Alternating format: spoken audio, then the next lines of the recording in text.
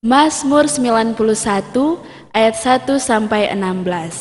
Dalam lindungan Allah. Orang yang duduk dalam lindungan yang maha tinggi dan bermalam dalam naungan yang maha kuasa akan berkata kepada Tuhan, tempat perlindunganku dan kubu pertahananku, Allahku yang kupercayai. Sungguh dialah yang akan melepaskan engkau dari jerat penangkap burung, dari penyakit sampar yang busuk. Dengan kepaknya ia akan menudungi engkau, di bawah sayapnya engkau akan berlindung. Kesetiaannya ialah perisai dan pagar tembok. Engkau tak usah takut terhadap kedahsyatan malam, terhadap panah yang terbang di waktu siang, terhadap penyakit sampar yang berjalan di dalam gelap, terhadap penyakit menular yang mengamuk di waktu petang. Walau 1.000 orang rebah di sisimu dan 10.000 di sebelah kananmu, tetapi itu tidak akan menimpamu. Engkau hanya menontonnya dengan matamu sendiri dan melihat pembalasan terhadap orang-orang fasik. Sebab Tuhan ialah tempat perlindunganmu, yang maha tinggi telah kau buat tempat perteduhanmu. Malapetaka tidak akan menimpa kamu, dan tulah tidak akan mendekat kepada kemahmu, sebab malaikat-malaikatnya akan diperintahkannya kepadamu untuk menjaga engkau di segala jalanmu. Mereka akan menatang engkau di atas tangannya, supaya kakimu jangan terantuk kepada batu. Singa dan ular tedung akan kau langkahi, engkau akan menginjak anak singa dan ular naga. Sungguh hatinya melekat kepadaku, maka aku akan meluputkannya, aku akan membentenginya, sebab ia mengenal namaku. Bila ia berseru kepadaku, aku akan menjawab, aku akan menyertai dia dalam kesesakan, aku akan meluputkannya dan memuliakannya. Dengan panjang umur akan kukenyangkan dia, dan akan kuperlihatkan kepadanya keselamatan daripadaku. 1 Korintus 13. Kasih. Sekalipun aku dapat berkata-kata dengan semua bahasa manusia dan bahasa malaikat, tetapi jika aku tidak mempunyai kasih, aku sama dengan gong yang berkumandang dan canang yang gemerincing. Sekalipun aku mempunyai karunia untuk bernubuat, dan aku mengetahui segala rahasia dan memiliki seluruh pengetahuan, dan sekalipun aku memiliki iman yang sempurna untuk memindahkan gunung, tetapi jika aku tidak mempunyai kasih, aku sama sekali tidak berguna. Dan sekalipun aku membagi-bagikan segala sesuatu yang ada padaku, bahkan menyerahkan tubuhku untuk dibakar, tetapi jika aku tidak mempunyai kasih, sedikit pun tidak ada faedahnya bagiku. Kasih itu sabar, kasih itu murah hati, ia tidak cemburu, ia tidak membanggakan diri dan tidak sombong. Ia tidak melakukan yang tidak sopan dan tidak mencari keuntungan diri sendiri. Ia tidak pemarah dan tidak menyimpan kesalahan orang lain. Ia tidak bersukacita karena ketidakadilan, tetapi karena kebenaran. Ia menutupi segala sesuatu, percaya segala sesuatu, mengharapkan segala sesuatu, sabar menanggung segala sesuatu. Kasih tidak berkesudahan, nubuat akan berakhir, bahasa roh akan berhenti, pengetahuan akan lenyap. Sebab pengetahuan kita tidak lengkap dan nubuat kita tidak sempurna. Tetapi jika yang sempurna tiba, maka yang tidak sempurna itu akan lenyap. Ketika aku kanak-kanak, aku berkata seperti kanak-kanak, aku merasa seperti kanak-kanak, aku berpikir seperti kanak-kanak. Sekarang sesudah aku menjadi dewasa, aku meninggalkan sifat kanak-kanak itu. Karena sekarang kita melihat dalam cermin suatu gambaran yang samar-samar, tetapi nanti kita akan melihat muka dengan muka. Sekarang aku hanya mengenal dengan tidak sempurna, tetapi nanti aku akan mengenal dengan sempurna seperti aku sendiri dikenal. Demikianlah tinggal ketiga hal ini, yaitu iman, pengharapan, dan kasih. Dan yang paling besar di antaranya ialah kasih. Mazmur 23 ayat 1-6. Mazmur Daud. Tuhan adalah gembalaku, takkan kekurangan aku. Ia membaringkan aku di padang yang berumput hijau, Ia membimbing aku ke air yang tenang, Ia menyegarkan jiwaku. Ia menuntun aku di jalan yang benar oleh karena namanya. Sekalipun aku berjalan dalam lembah kekelaman, aku tidak takut bahaya, sebab Engkau besertaku, gadamu dan tongkatmu itulah yang menghibur aku.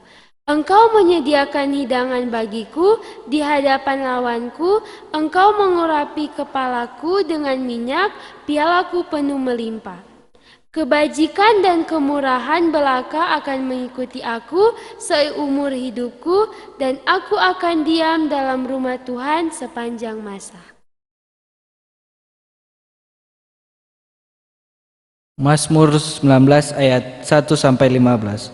Kemuliaan Tuhan dalam pekerjaan tangannya dan dalam Tauratnya. Untuk pemimpin biduan Mazmur Daud, langit menceritakan kemuliaan Allah dan cakrawala memberitakan pekerjaan tangannya.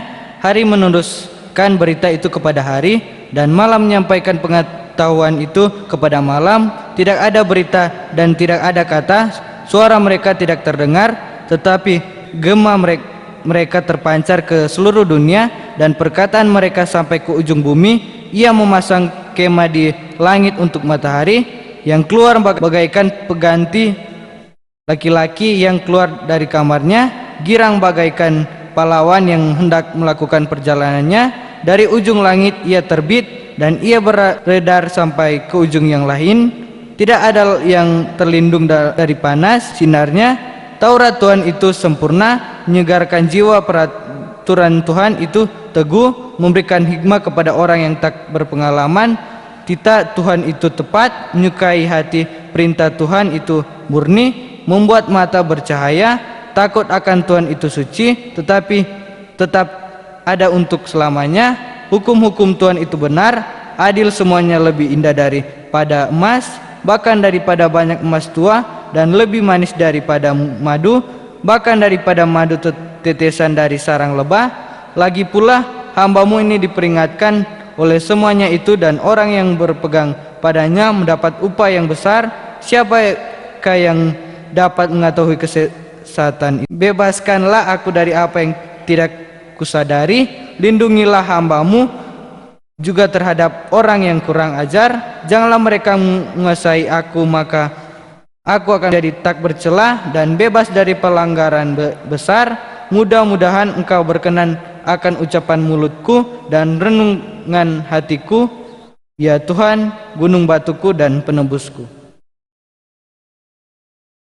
Akhir kata dari segala yang didengar, ia takutlah akan Allah dan berpeganglah pada perintah-perintahnya, karena ini adalah kewajiban setiap orang. Karena Allah akan membawa setiap perbuatan ke pengadilan yang berlaku atas segala sesuatu yang tersembunyi, entah itu baik, entah itu jahat. Matius 6 ayat 9-13. Hal berdoa. Karena itu berdoalah demikian: Bapa kami yang di surga, dikuduskanlah namamu, datanglah kerajaanmu, jadilah kehendak-Mu di bumi seperti di surga. Berikanlah kami pada hari ini makanan kami yang secukupnya, dan ampunilah kami akan kesalahan kami, seperti kami juga mengampuni orang yang bersalah kepada kami. Dan janganlah membawa kami ke dalam pencobaan, tetapi lepaskanlah kami daripada yang jahat, karena Engkaulah yang mempunyai kerajaan dan kuasa dan kemuliaan sampai selama-lamanya. Amin. Keluaran 20 ayat 3-17.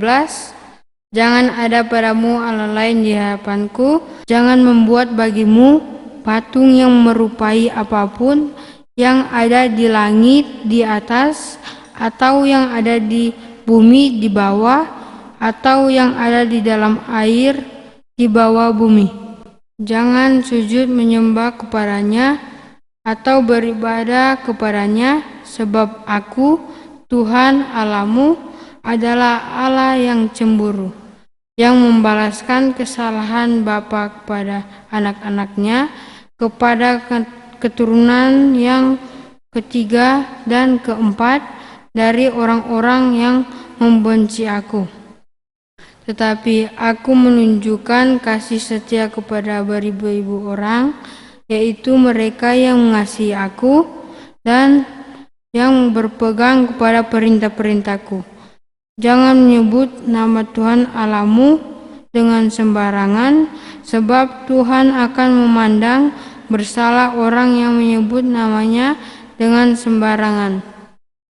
Ingatlah dan kuduskanlah hari Sabat. 6 hari lamanya engkau akan bekerja dan melakukan segala pekerjaanmu, tetapi hari ketujuh adalah hari Sabat Tuhan Allahmu, maka jangan melakukan sesuatu pekerjaan, engkau atau anakmu laki-laki, atau anakmu perempuan, atau hambamu laki-laki, atau hambamu perempuan, atau hewanmu, atau orang asing yang di tempat kediamanmu. Sebab 6 hari lamanya Tuhan menjadikan langit dan bumi, laut dan segala isinya, dan Ia berhenti pada hari ketujuh. Itulah sebabnya Tuhan memberkati hari Sabat dan menguduskannya. Hormatilah ayahmu dan ibumu, supaya lanjut umurmu di tanah yang diberikan Tuhan Allahmu kepadamu. Jangan membunuh, jangan berzinah, jangan mencuri, jangan mengucapkan saksi dusta tentang sesamamu, jangan mengingini rumah sesamamu, jangan mengingini istrinya, atau hambanya laki-laki, atau hambanya perempuan, atau lembunya, atau keledainya, atau apapun yang dipunyai sesamamu. Matius 1 ayat 21, kelahiran Yesus Kristus. Ia akan melahirkan anak laki-laki dan engkau akan menamakan dia Yesus, karena dialah yang akan menyelamatkan umatnya dari dosa mereka. Lukas 2 ayat 52, Yesus pada umur 12 tahun dalam bait Allah. Dan Yesus makin bertambah besar dan bertambah hikmatnya dan besarnya dan makin dikasihi oleh Allah dan manusia. Matius 5 ayat 3-12. Berbahagialah orang yang miskin di hadapan Allah, karena mereka lah yang mempunyai kerajaan di sorga. Berbahagialah orang yang berduka cita, karena mereka akan dihibur. Berbahagialah orang yang lemah lembut, karena mereka akan memiliki bumi. Berbahagialah orang yang lapar dan haus akan kebenaran, karena mereka akan dipuaskan. Berbahagialah orang yang murah hatinya, karena mereka akan beroleh kemurahan. Berbahagialah orang yang suci hatinya, karena mereka akan melihat Allah. Berbahagialah orang yang membawa kedamai, karena mereka akan disebut anak-anak Allah. Berbahagialah orang yang dianiaya oleh sebab kebenaran, karena mereka lah yang mempunyai kerajaan sorga.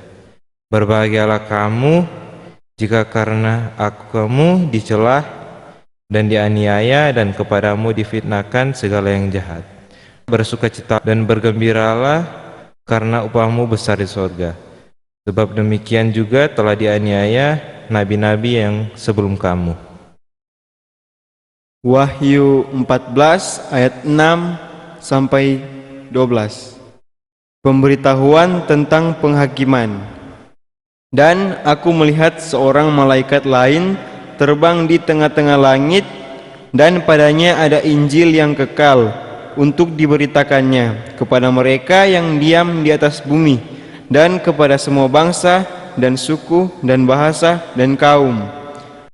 Dan ia berseru dengan suara nyaring, takutlah akan Allah dan muliakanlah Dia, karena telah tiba saat penghakimannya. Dan sembahlah Dia yang telah menjadikan langit dan bumi dan laut dan semua mata air. Dan seorang malaikat lain, malaikat kedua, menyusul Dia dan berkata, sudah rubuh Babel, kota besar itu, yang telah memabukkan segala bangsa dengan anggur hawa nafsu cabulnya.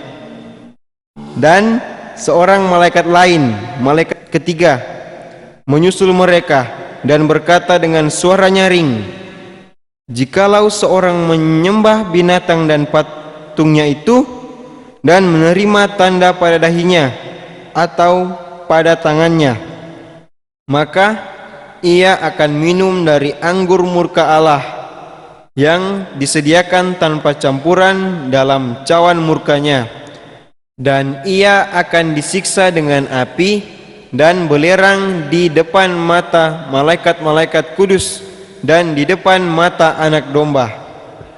Maka asap api yang menyiksa mereka itu naik ke atas sampai selama-lamanya, dan siang malam mereka tidak henti-hentinya disiksa, yaitu mereka yang menyembah binatang serta patungnya itu, dan barang siapa yang telah menerima tanda namanya."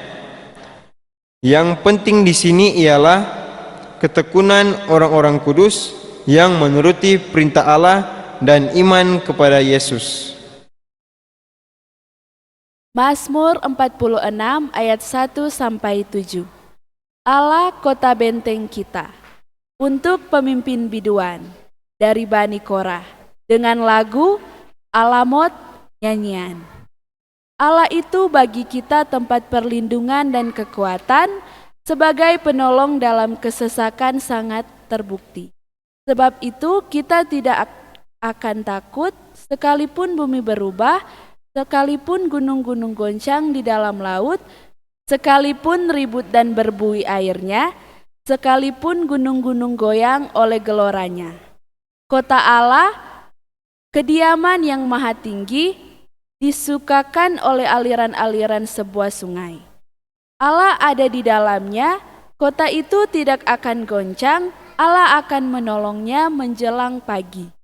Bangsa-bangsa ribut, kerajaan-kerajaan goncang, ia memperdengarkan suaranya dan bumi pun hancur. Tuhan semesta Allah menyertai kita, kota benteng kita ialah Allah Yakub.